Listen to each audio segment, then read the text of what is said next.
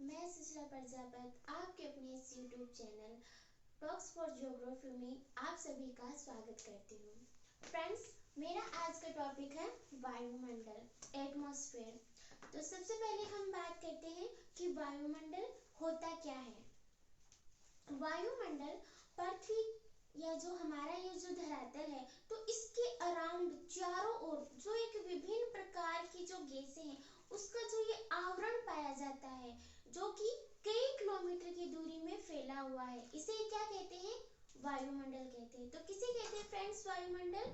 हमारी जो ये पृथ्वी है, जो ये धरातल है, इसके चारों ओर जो विभिन्न प्रकार की गैसें हैं उसका जो आवरण है, जो कि काफी किलोमीटर की दूरी में फैला हुआ है, इसे ही वायुमंडल कहते हैं। तो देखते हैं कि वायुमंडल जो है उसमें कौन कौन सी जो गैसें हैं वो पाई जाती है। तो सबसे पहले हमारा जो वायुमंडल है उसमें विभिन्न प्रकार की गैसें भी पाई जाती है, जलवाष्प भी पाए जाते हैं, धूलिकण भी पाई जाती है। तो कौन कौन सी गैस किस किस मात्रा में पाई जाती है, तो देखते हैं। तो सबसे पहले हमारे वायुमंडल में जो सबसे पहली जो गैस पाई जाती है वो गैस है नाइट्रोजन। और ये कितने प्रतिशत में पाई जाती है? ये पाई जाती है 78.03%। और ये जो गैस है ये एक रंगहीन, गंधहीन और स्वादहीन गैस है। और इसके अलावा जो नाइट्रोजन गैस है ये आग को बुझाने में काम आती है। अगली जो नेक्स्ट हमारी गैस है वो कौन सी है? वो है ऑक्सीजन गैस।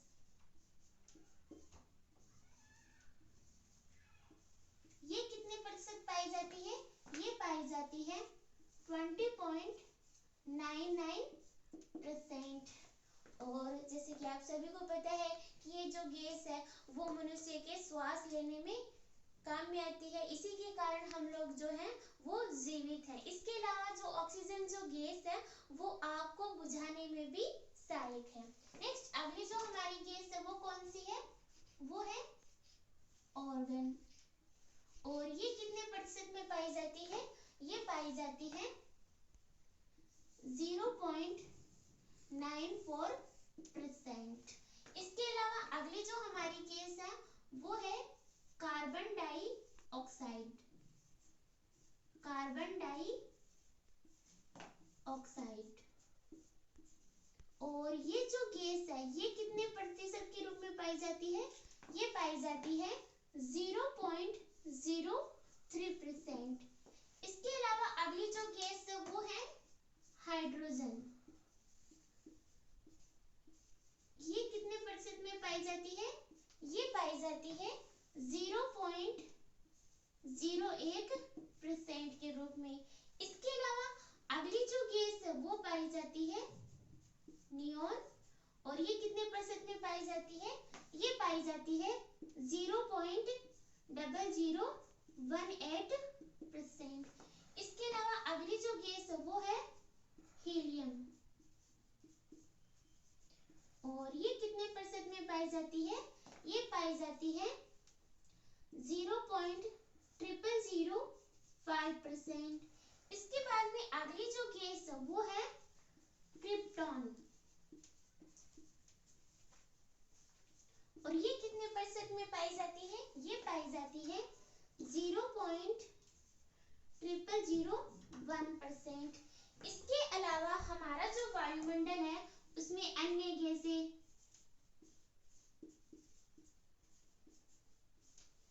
इसके अलावा धूलिकण,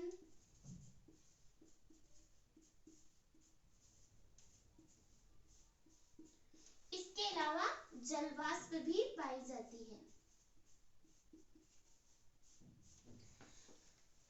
तो देखा आपने हमारा जो ये वायुमंडल है इसमें nitrogen, oxygen, argon, carbon dioxide, hydrogen, neon, helium, krypton और इसके अलावा जैसे जेनॉन, ओजोन, अन्य गैसें भी पाई जाती है। इसके अलावा धूलिकण पाए जाते हैं और इसके अलावा जलवाष्प भी पाई जाती है।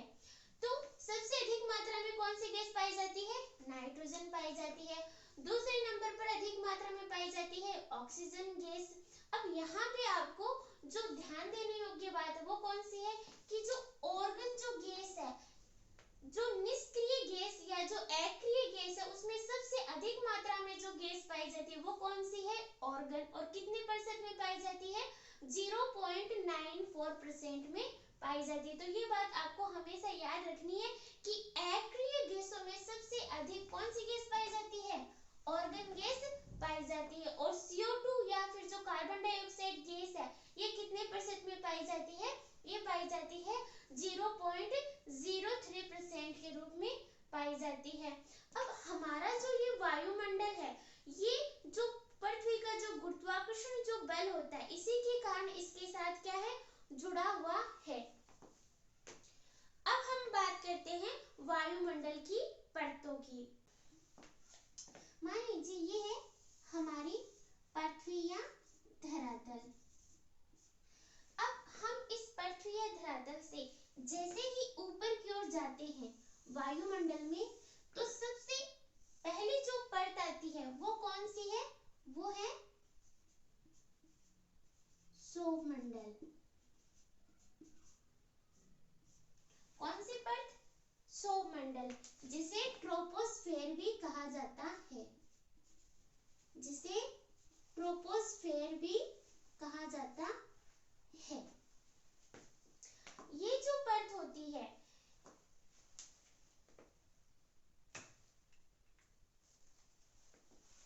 ये जो परत होती है, इसकी जो औसत ऊंचाई है वो 13 किलोमीटर मानी गई है। कितनी मानी गई है, 13 किलोमीटर मानी गई है। लेकिन यदि हम भूमध्य रेखा पर इसकी ऊंचाई बात करें तो भूमध्य रेखा पर इसकी ऊंचाई कितनी होती है, भूमध्य रेखा पर इसकी ऊंचाई होती है 18 किलोमीटर।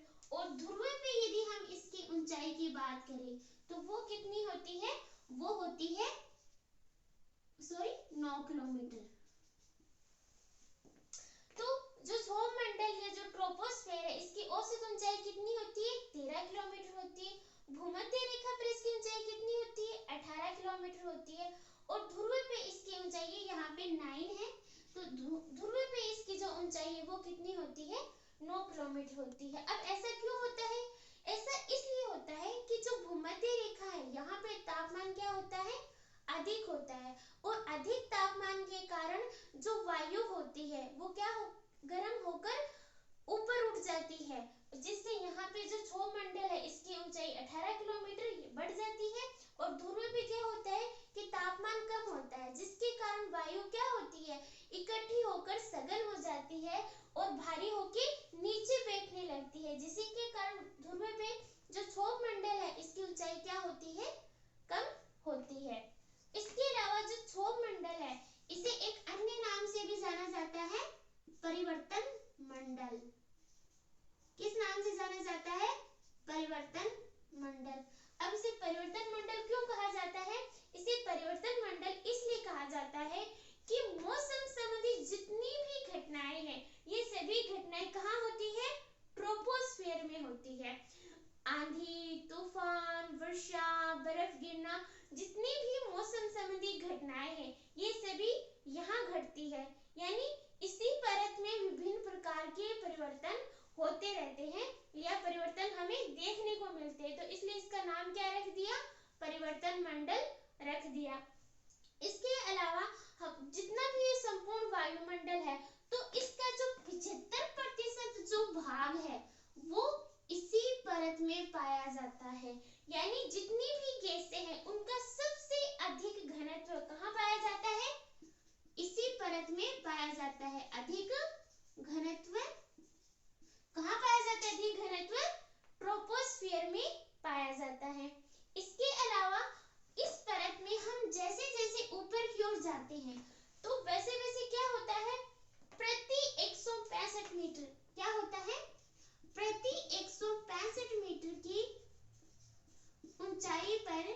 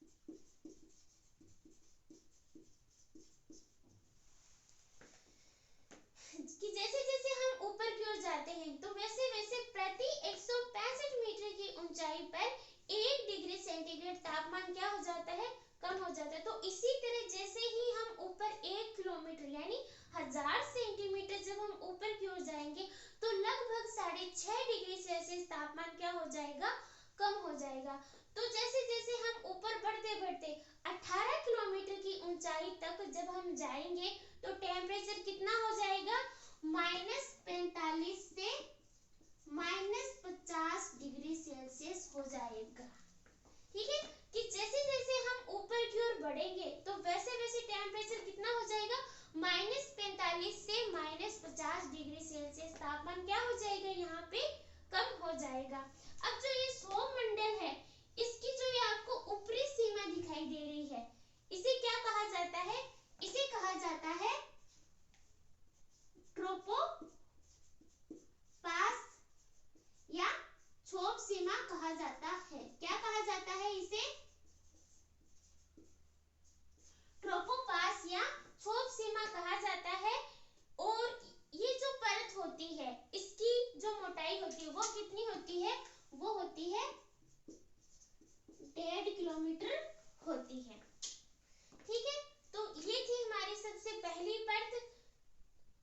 इसकी औसत ऊंचाई कितनी होती है, 13 किलोमीटर होती है। भूमध्य रेखा पर इसकी ऊंचाई कितनी होती है, 18 किलोमीटर होती है। ध्रुव में इसकी ऊंचाई कितनी होती है, 9 किलोमीटर होती है।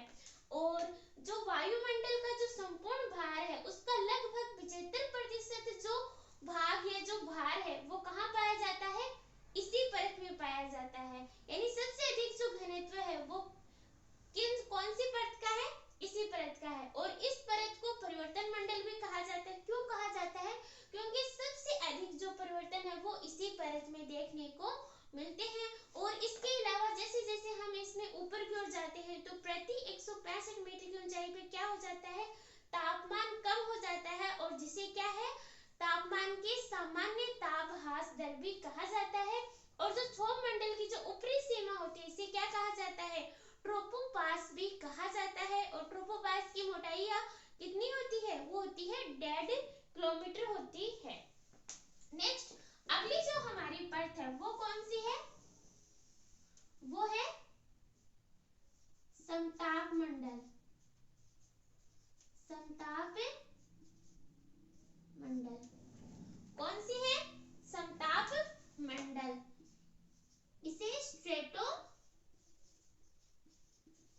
भी कहा जाता है। ठीक है, अगली नेक्स्ट जो हमारी जो परत है वो कौन सी है, वो है समताप मंडल, और इसे स्ट्रेटोस्फीयर भी कहा जाता है। और इसकी औसत ऊंचाई कितनी मानी गई है, इसकी औसत ऊंचाई मानी गई है 50 किलोमीटर।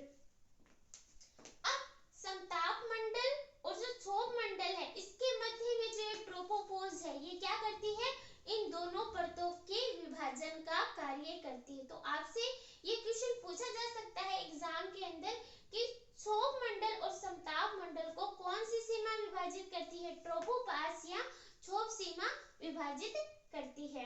अब जो समताप मंडल है, इसे एक अन्य नाम से जाना जाता है, और वो नाम क्या है, वो है ओजोन मंडल।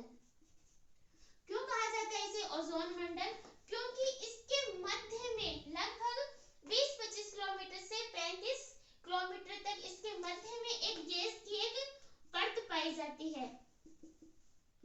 कौन सी गैस की परत पाई जाती है, ओजोन गैस की एक परत पाई जाती है। इसीलिए इसे क्या है, ओजोन मंडल भी कहा जाता है।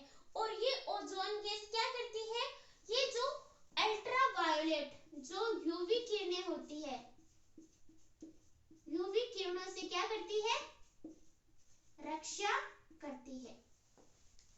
सूर्य से जो हानिकारक पराबैंगनी या जो अल्ट्रावायोलेट जो किरणें निकलती है, उनसे ओजोन गैस क्या करती है, हमारी रक्षा करती है। मतलब जो ओजोन गैस है वो हमारे लिए एक रक्षा कवच का कार्य करती है। यदि ओजोन गैस नहीं होती तो ये जो हानिकारक यूवी किरणें हैं, ये सीधे क्या करती, धरातल पर पहुंचती, और धरातल पर पहुंचती तो पृथ्वी का तापमान इतना अधिक हो जाता कि यहाँ पे किसी भी प्रकार का जो जीव जंतु है वो नहीं उत्पन्न हो पाता। और अभी वर्तमान समय में जैसे जो मनुष्य की विभिन्न प्रकार के जो क्रियाकलाप है, जिसके कारण जो ओजोन गैस है उसकी जो परत है उसमें ह्रास हो रहा है। जैसे हम लोग जो एसी, रेफ्रिजरेटर या फिर जो सुपरसोनिक जो जेट या जो विमान है, उनसे क्या हो रहा है कि जो ओजोन जो गैस है उसकी परत में ह्रास हो रहा है, जिसके कारण जो अल्ट्रावायलेट जो किरणें है वो धरती पे पहुंच रही है। और इसके कारण जो ना स्किन कैंसर, जो त्वचा कैंसर है, उसके जो रोगी हैं वो अधिक मात्रा में बढ़ने लगे हैं। और विभिन्न प्रकार के जो अन्य जीव जंतु है, इन उस पे भी इसका जो बुरा असर है वो पड़ रहा है। स्पेस होती है, इसमें यहाँ तक आपने देखा था कि क्षोभ मंडल में क्या होता है, ऊपर की ओर जाते हैं तो प्रति 165 मीटर की ऊंचाई पे 1 डिग्री सेंटीग्रेड तापमान कम होता है, और जैसे जैसे हम ऊपर की ओर जाते हैं तो क्षोभ सीमा या ट्रोपोपास तक आते आते तापमान कितना हो जाता है, 45 से 50 डिग्री से -50 डिग्री सेंटीग्रेड हो जाता है। परंतु इस क्षोभ सीमा के ऊपर जैसे जैसे हम समताप मंडल में जाते हैं तो यहाँ पे तापमान की जो सामान्य ह्रास दर है वो कार्य नहीं करती है। यहाँ पे आने के बाद वापस क्या हो जाता है, तापमान बढ़ने लगता है। क्यों बढ़ने लगता है, उसका रीजन ये है ओजोन गैस की। ओजोन गैस क्या करती है, सूर्य से जो हानिकारक जो किरणें आती है उनका क्या करती है, अवशोषण करती है, और जिसके कारण यहाँ का तापमान क्या होता है, बढ़ जाता है। और समताप मंडल की जो ये ऊपरी सीमा है, यहाँ तक आते आते तापमान कितना हो जाता है, लगभग 0 डिग्री सेंटीग्रेड हो जाता है। और इसकी जो ऊपरी सीमा है इसे समताप सीमा या स्ट्रेटोपास भी कहते हैं। जो क्षोभ मंडल की जो ऊपरी सीमा थी इसे क्या कहते थे, ट्रोपोपास या क्षोभ सीमा कहते थे। समताप मंडल की जो ऊपरी सीमा इसे क्या कहते हैं, समताप सीमा या स्ट्रेटोपास कहते हैं। और इसकी ऊपरी सीमा तक आते आते टेम्परेचर कितना हो जाता है, 0 डिग्री सेंटीग्रेड हो जाता है। अब इसके बाद में नेक्स्ट अगली जो हमारी परत है वो कौन सी है, वो है मध्य मंडल। मध्य मंडल, मेसोस्फेयर। इसकी औसत ऊंचाई कितनी मानी गई है, इसकी जो औसत ऊंचाई है वो 80 किलोमीटर मानी गई है। मध्य जो मंडल है, अब आपने देखा कि समताप मंडल की जो ऊपरी सीमा है, जो स्ट्रेटोपास है, वहां तक टेम्परेचर क्या हो जाता है, 0 डिग्री सेल्सियस हो जाता है। लेकिन इसमें क्या होता है, वापस तापमान कम होने लगता है। तापमान क्या होता है, कम होने लगता है। और 80 किलोमीटर तक आते आते जो टेम्परेचर है वो कितना हो जाता है, -100 डिग्री सेंटीग्रेड हो जाता है। कितना हो जाता है तापमान, -100 डिग्री सेंटीग्रेड तापमान हो जाता है। तो इसीलिए जो मध्य मंडल या जो फिर मेसोस्फीयर है इसे क्या कहा जाता है, वायुमंडल की सबसे ठंडी परत भी कहा जाता है। तो एग्जाम में यदि ये क्वेश्चन पूछा जाता है कि वायुमंडल की सबसे ठंडी परत कौन सी होती है, तो कौन सी होती है, मध्य मंडल या मेसोस्फीयर होती है। इसके अलावा जो आपकी जो उल्का पिंड होते हैं वो भी कहाँ आकर जलते या नष्ट होते हैं, यही आके मध्य मंडल या मेसोस्फीयर में नष्ट होते हैं। उल्का पिंडों का जलना।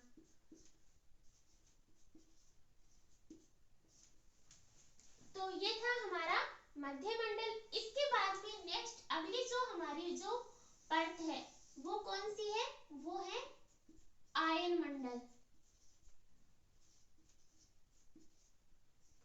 आयनोस्फीयर।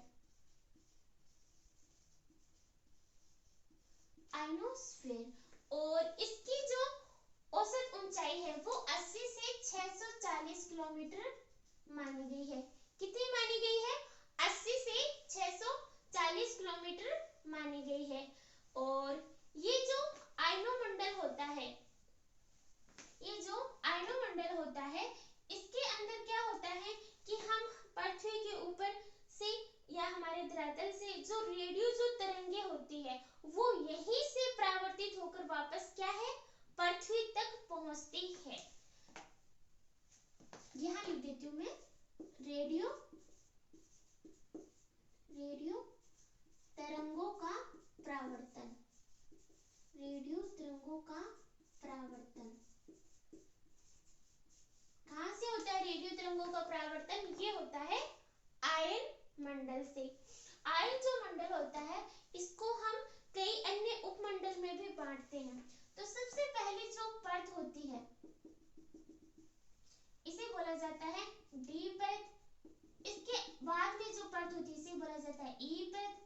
और इसके बाद में जो परत होती है इसे बोला जाता है एफ परत, और इसके बाद में जो परत होती है इसे बोला जाता है जी परत। रेडियो, मैंने अभी भी आपको क्या बताया कि आयन जो मंडल होता है इसी से क्या होता है, रेडियो तरंगों का परावर्तन होता है। क्यों होता है, क्योंकि जो आयन मंडल होता है यहाँ पर जो गैसों के कण पाए जाते हैं वो क्या होते हैं, विद्युत से आवेशित हो जाते हैं, जिसके कारण ये क्या करते हैं, रेडियो तरंगों का परावर्तन करते हैं। क्यों करते हैं, क्योंकि आपने देखा कि जो मध्य मंडल होता है यहाँ पे टेम्परेचर क्या होता है, कम होता है, लेकिन इसके ऊपर जब हम मध्य मंडल के ऊपर जब आयन मंडल में जाते हैं तो इसके ऊपर तापमान क्या होता है, बढ़ जाता है और बहुत अधिक हो जाता है। तो अधिक तापमान के कारण ये क्या होता है, जो विद्युत जो गैसों के जो कण है वो क्या हो जाते हैं, आवेशित हो जाते हैं, और उसी कारण वो क्या करते हैं, रेडियो तरंगों का परावर्तन करते हैं। तो जो रेडियो तरंगों का जो परावर्तन है, तो 80 से जो 96 किलोमीटर की जो परत पाई जाती है जिसे डी परत कहते हैं, तो यहाँ से क्या है, दीर्घ तरंगों, दीर्घ तरंगों, दीर्घ तरंगों, रेडियो की जो दीर्घ तरंगों का जो परावर्तन है वो कौन सी परत से होता है, डी परत से होता है, जो कि 96 किलोमीटर की ऊंचाई तक पाई जाती है। ई जो परत होता है इससे रेडियो की मध्यम तरंगों, रेडियो की मध्यम तरंगों का परावर्तन होता है, और ये है इसकी जो ऊंचाई है वो 144 किलोमीटर मानी गई है।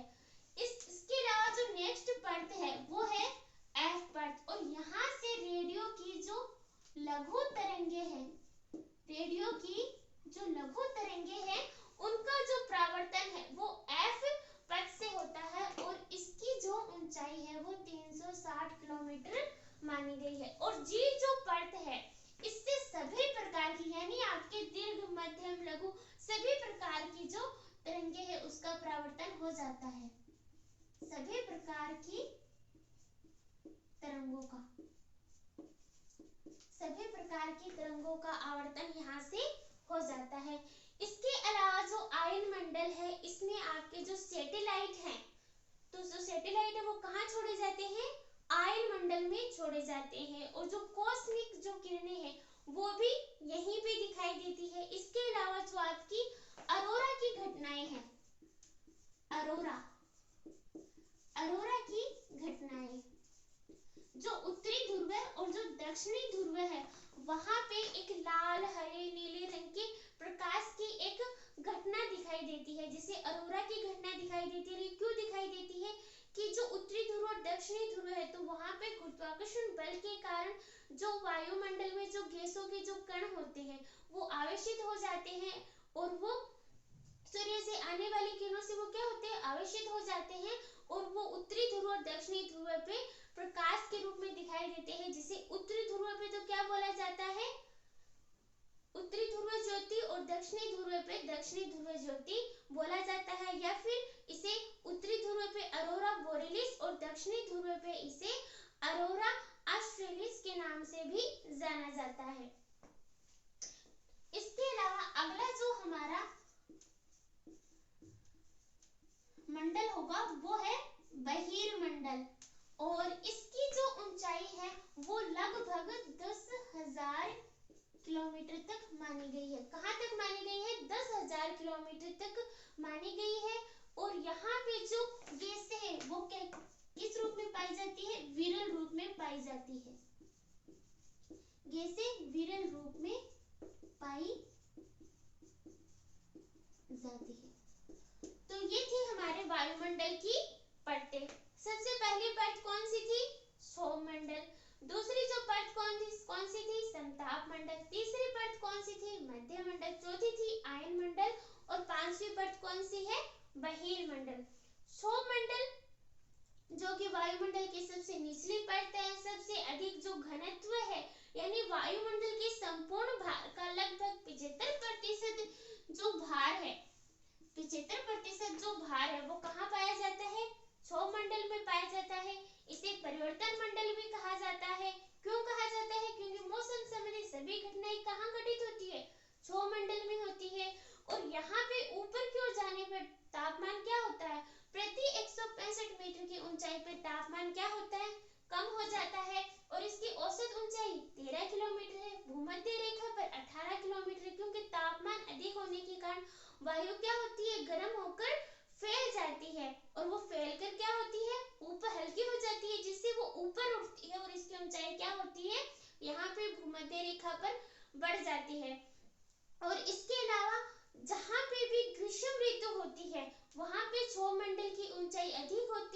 जहाँ पे शीत ऋतु होती है वहाँ पे सौरमंडल की ऊंचाई क्या होती है, कम होती है, और ध्रुव पे इसकी ऊंचाई कितनी होती है, 9 किलोमीटर होती है।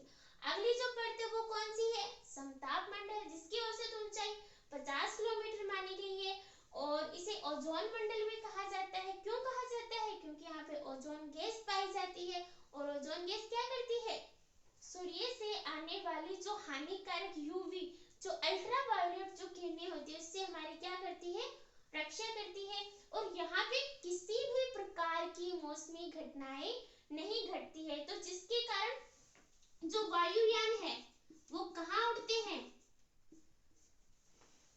समताप मंडल में उड़ते हैं। इसके अलावा नेक्स्ट मध्य मंडल, इसकी औसत ऊंचाई कितनी है, 80 किलोमीटर है, और 80 किलोमीटर की ऊंचाई तक आते आते तापमान कितना हो जाता है, -100 डिग्री सेंटीग्रेड कम हो जाता है, 100 डिग्री सेंटीग्रेड हो जाता है। इसीलिए इसे क्या है, वायुमंडल की सबसे ठंडी परत भी कहा जाता है। उल्का पिंड कहाँ पे आके नेस्ट होते हैं, जलते हैं, मध्य मंडल में या मेसोस्फीयर में आके जलते हैं। और मध्य मंडल की जो ऊपरी सीमा है इसे क्या कहा जाता है, मेसोपास भी कहा जाता है। और चौथी जो हमारी परत थी वो कौन सी थी, आयन मंडल थी, इसे आयनोस्फीयर भी कहा जाता है। और रेडियो तरंगों का जो परावर्तन है वो कहाँ से होता है, आयन मंडल से होता है, और जो सैटेलाइट है वो भी यहीं छोड़े जाते हैं, अरोरा की घटना भी यहीं पे घटती है, और तापमान यहाँ क्या होता है, अधिक होता है। और अगली सबसे बाहरी जो परत है वो हमारी कौन सी है, बहिर्मंडल है, और जिसकी जो ऊंचाई है वो लगभग 10,000 किलोमीटर मानी गई है, और यहाँ पे गैसें है वो बहुत ही विरल रूप में पाई जाती है। अब हम बात करते हैं वायुमंडल के रासायनिक संगठन के बारे में। वायुमंडल का रासायनिक संगठन, वायुमंडल का रासायनिक संगठन।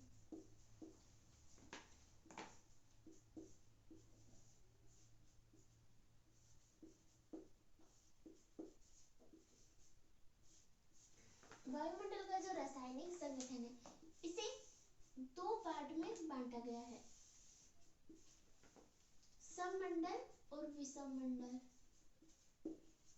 सममंडल और विषममंडल।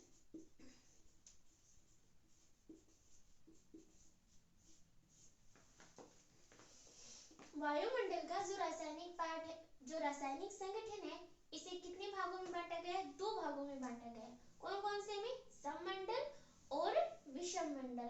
सममंडल किसे कहते हैं, जिसमें गैसों का जो अनुपात है वो समान रूप में पाया जाता है उसे क्या कहते हैं, सममंडल कहते हैं। और जिसमें गैसों का जो अनुपात है वो समान रूप से नहीं पाया जाता है तो उसे क्या बोलेंगे, विषममंडल बोलेंगे।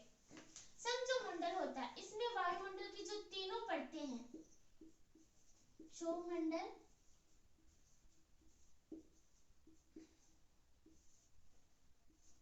समताप मंडल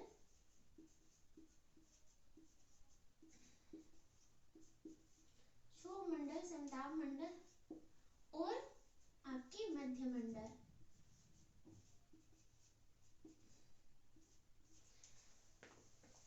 सममंडल में कौन कौन सी परतें शामिल की जाती है, क्षोभमंडल, समताप मंडल और मध्य मंडल। ये तीनों जो परतें हैं वो किस में आती है, ये तीनों जो परतें हैं वो किसकी श्रेणी में आती है, वो आती है सममंडल में। और सममंडल किसे कहते हैं, जिसमें गैसों का अनुपात क्या होता है, समान रूप से पाया जाता है। विषममंडल में कौन कौन से आते हैं, विषममंडल में आते हैं आयन मंडल,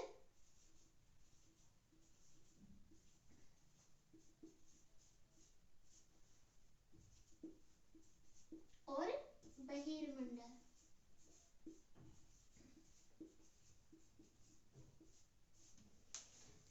हमने देखा था कि वायुमंडल की कितनी परतें, 5 परतें। तो पहली जो तीनों परतें, क्षोभमंडल, समताप मंडल, मध्य मंडल, ये किस में आती है, ये सममंडल में आती है। और चौथी और जो पांचवी परत थी आयन मंडल और जो बहिर्मंडल, ये किसकी श्रेणी में आती है, ये विषममंडल की श्रेणी में आती है। विषममंडल किसे कहते हैं, जिसमें गैसों का जो अनुपात है वो समान रूप से ना हो तो उसे क्या बोलेंगे, विषममंडल बोलेंगे। अब जो विषममंडल है इसे फिर से 4 परतों में बांटा गया है। तो कौन कौन